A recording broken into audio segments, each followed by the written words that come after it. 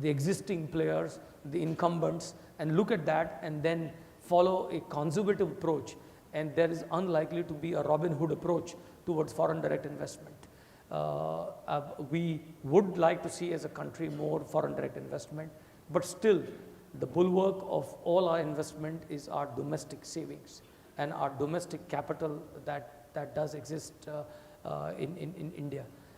But across sectors, we see the growing interest of foreign direct investment.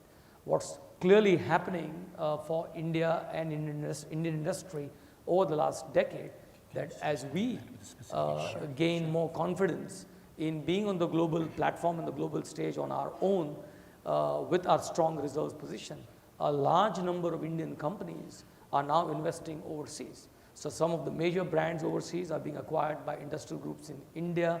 A large number of companies are now investing into the United States.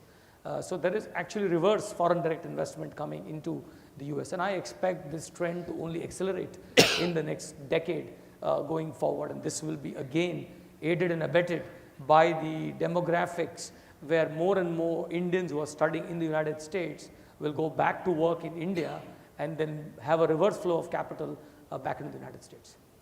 All right, you want to make a comment, and then I think we have time for one more question, or we may have to wrap it up because we're right at 11 o'clock, but go ahead. Yeah, so in terms of, I have a hypothesis about why American companies are less successful overseas than from other countries. And let me give you an example. So when India got the nuclear deal through, so civilian nuclear equipment could be sold into India. Now, the legal regime in India, the liability law was passed, and the legal regime was not a bit murky, opaque, obscure, uncertain, discretionary. Now, these are things that American companies used to kind of rule of law and certainty feel much more uncomfortable about dealing with. The French have sold their reactors, the Russians have sold the civil nuclear equipment to India, but the US companies are lagging behind.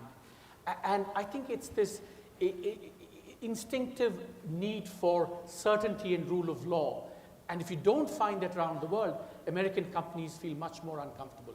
And that's a kind of psychological thing that American companies have to learn to overcome and deal with a world that will, by definition, in terms of the legal regime, rule of law, will be very different from what you have in the United States.